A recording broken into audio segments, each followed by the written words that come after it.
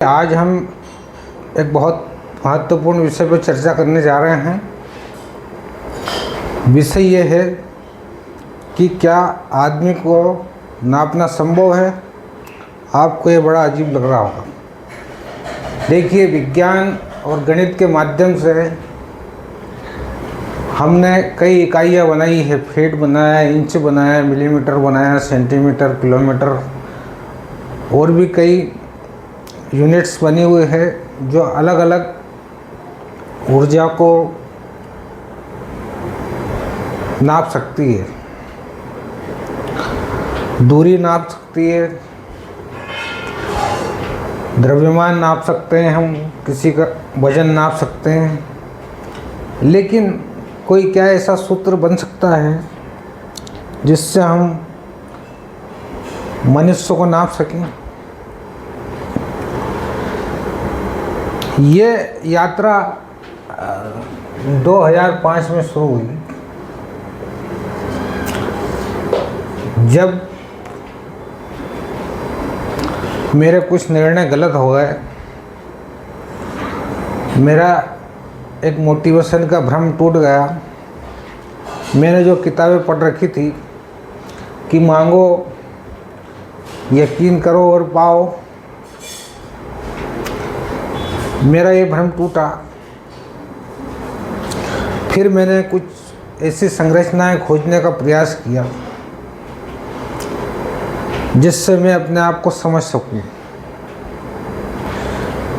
तो मुझे कुछ ऐसे तत्व प्राप्त हुए जिनसे हम ये समझ सकते हैं कि जीवन एक गणित भी हो सकता है, जीवन एक विज्ञान भी हो सकता है। देखिए, हमारे पास में अभी 5 मुख्य चीज़ें हैं: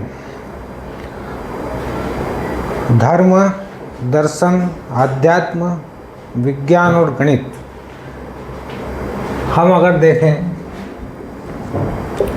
धर्म व्यक्ति के जीवन से जुड़ा रहता है। कोई भी व्यक्ति किसी एक धर्म में पैदा होता है, धीरे धीरे वो बड़ा होता है तो उसके अंदर कुछ सवाल पैदा होने लगते हैं। ज़रूर नहीं ये सबके अंदर पैदा हो। हम पहले की वीडियो में बात कर चुके हैं कि मनुष्य 3 प्रकार के होते हैं। एक साधारण मनुष्य जो सुबह उठता है, शाम को घर आता है, दिन भर काम करता है, उसकी जीवनचर्या बिल्कुल साधारण होती है। दूसरा कुछ विचार करता है, जीवन की संरचनाओं के बारे में सोचता है, लेकिन वो किसी निष्कर्ष पर नहीं पहुंचता। तीसरा मनुष्य वो होता है कि जो इन जीवन के पीछे जुड़ी हुई संरचनाओं को गंभीर रूप से अध्ययन करता है और किसी निष्कर्ष पर पहुंच जाता है। तो हम कहीं ना कहीं इन 3 अवस्थाओं के बीच में कहीं ना कहीं घूमते रहते हैं। इसका हमारा अलग वीडियो है, उसके ऊपर हम आगे भी चर्चा करेंगे। हमारा एम से है कि हम जीवन को कितने तत्व प्रभावित करते हैं, उसके ऊपर अभी हम चर्चा कर रहे हैं। धर्म हो गया, अध्यात्म हो गया, दर्शन, विज्ञान और गणित। ये 5 चीज़ें मनुष्य के जीवन में कहीं ना कहीं उपस्थित रहती है और इनसे हम हमेशा कहीं ना कहीं प्रभावित रहते हैं। आध्यात्म का अर्थ धर्म के हिसाब से कुछ अलग लगाया जा सकता है, लेकिन ये भी सभी व्यक्ति के अंदर उपस्थित रहता है और ये भी मनुष्य के जीवन को प्रभावित करता है। मैं इस खोज में निकल पड़ा कि क्या ऐसा सूत्र बन सकता है जो इन 5 को समझने में हमारी मदद करे। अभी तक कई दार्शनिकों ने, कई वैज्ञानिकों ने कुछ विज्ञान के सूत्र खोजे हैं। दर्शन ने अपनी तरह से जीवन को प्रभावित करने की कोशिश की है। धर्म अपनी तरह से प्रयास करता है। आध्यात्म अपनी जगह है, गणित अपनी जगह है। धीरे धीरे मुझे कुछ ऐसा मिलने लगा जिससे मैं अपने जीवन को समझने लगा। उसमें सबसे पहला तत्व मुझे मिला, आई। आई क्या होती है? ये होती है एक मनुष्य के अंदर चलने वाली तीव्र इच्छा, तीव्रता, किसी भी चीज़ को पाने के लिए हम कितने बेताब हैं। जैसे मैं था उस समय जब मेरी नई नई शादी हुई थी, फिर नए नए सपने मैं संजोने लगा, मेरे अंदर बहुत बड़ा आदमी बनने की तीव्र इच्छा पैदा हुई। मेरे हाथ में कुछ किताबें आई जो सकारात्मक सोच की शक्ति बढ़ाने के विषय में थी। मैंने उनको पढ़ा और मेरी तीव्रता को बहुत बढ़ाया कि मैं करोड़पति आदमी बन जाऊंगा। ये मेरा सफ़र चलता रहा। फिर मैंने, एक पार्टनर था मेरा, उसकी भी मेरी तरह तीव्र इच्छा थी कि मैं भी करोड़पति आदमी बनूं। हमने ठेकेदारी के क्षेत्र में कदम रखा। मेरा पहले से एक व्यवसाय चल रहा था, लेकिन मुझे ऐसा लग रहा था कि इस व्यवसाय के बलबूते पर मैं अपने सपने पूरे नहीं कर सकता। तो हमने ठेकेदारी का कार्य चालू किया, बैंक से लोन लिए, मशीनें खरीदी। कुछ दिन हमने मशीनों को किराए पर चलाया। फिर हमारे अंदर वो भी पर्याप्त नहीं था, हमारी तीव्रता बहुत ज़्यादा थी। हमने बैंक से लोन लिए और देखते ही देखते 3-4 साल के अंदर में करोड़ों के कर्ज में डूब गया। मतलब इस पहले तत्व ने तीव्रता बहुत ज़्यादा थी किसी भी चीज़ को पाने की, लेकिन यह पर्याप्त नहीं थी। अब मैंने लिखना चालू किया, डायरी लिखना चालू किया। मैंने लिखता गया, कर्ज तो हो ही गया था, मोबाइल बंद हो गए, बैंक के नोटिस आ रहे थे, कभी कभी हफ्तों तक मोबाइल बंद रहते थे। ऐसा लगता था कि जीवन में अंधेरा ही अंधेरा है। लेकिन मेरे पास में चूँकि एक दूसरा व्यापार भी था, उसने मेरी कुछ मदद की।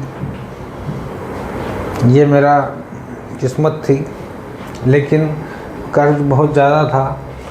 मेरे पास में जितना भी इंदौर के अंदर प्रॉपर्टी थी, सारा बेच करके भी कर्ज चुकाया नहीं जा सकता था। धीरे धीरे मैं समय को निकालता गया, लिखता गया। मैंने लगभग 2500 पेज लिखे, लेकिन उनमें भी कोई संरचना नहीं बन पाई।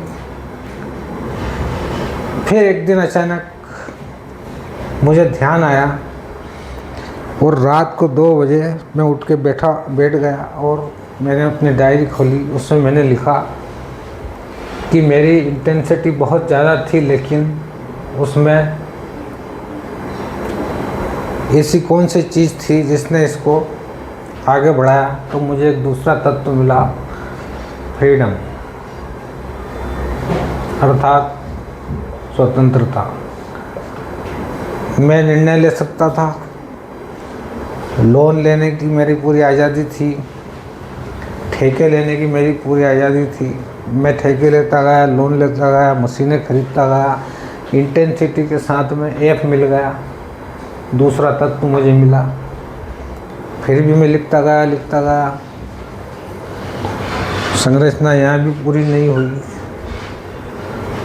2010 तक से लेके 2020 तक ये लिखने का क्रम जारी रहा। फिर कोरोना काल आया, उससे मुझे एक तीसरा तत्व मिला,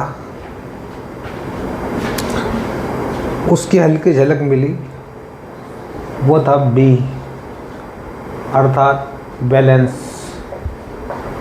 संरचना तो पूरी हो गई, इंटेंसिटी बहुत ज़्यादा थी, फ्रीडम भी मुझे बहुत ज़्यादा मिला, लेकिन बैलेंस नहीं था। तो मॉडल फेल हो गया। लेकिन ये भी पर्याप्त नहीं था। फिर भी लिखता गया और 2026 में आकर ये संरचना पूरी हुई, जिसको हम बोलेंगे सिग्मा = I × F × B। ये जीवन का समीकरण है। इसके माध्यम से व्यक्ति को नापा जा सकता है। आने वाले वीडियो में हम देखेंगे कि ये जो संरचना है ये मनुष्य के जीवन में कैसे फिट होती है और इससे हम मनुष्य को जीवन को कैसे नाप सकते हैं, उसकी सिग्मा वैल्यू कैसे निकाल सकते हैं, ताकि वो अपने आप को समझ सके, ताकि वो कोई गलत निर्णय ना ले। फिलहाल के लिए आज इतना ही है। और मुझे जहाँ तक लगता है कि ये ऐसा सूत्र है कि जिसके माध्यम से हम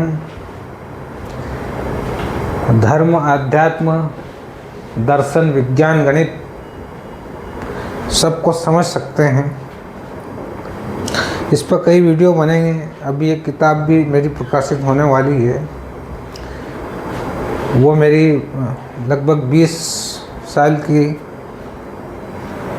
खोज के बाद उसकी संरचना बनी है।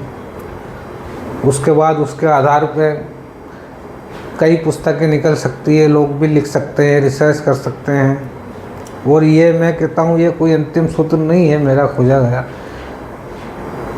अभी हम कुल 9 अध्याय पर चर्चा करेंगे। इसमें सबसे पहला अध्याय ये था।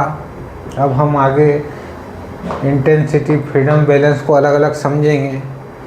उसके बाद इसका जो मुख्य सूत्र है, जहाँ तक हमको पहुँचना है, वो संरचना इसकी बनती है E0 सिग्मा। ये आखिरी सूत्र जहाँ तक हमको पहुँचना है। धीरे धीरे अलग अध्याय में हम इसको समझेंगे। आप इस यात्रा में जुड़े रहें। कोई भी सलाह, कोई भी आपके दिमाग में अगर कुछ आए तो हम उसको और भी समझने का प्रयत्न करेंगे। अभी कई सवाल उठने वाले हैं, क्योंकि जीवन की संरचना को समझना इतना आसान नहीं है। उसमें आप सभी का साथ भी लगेगा। लेकिन हम प्रयास करेंगे कि हम जीवन की उन गहरी संरचनाओं को समझें, जिसके बाद हमारे पास प्रश्न कम से कम हो और हमारी समझ बढ़ सके। धन्यवाद।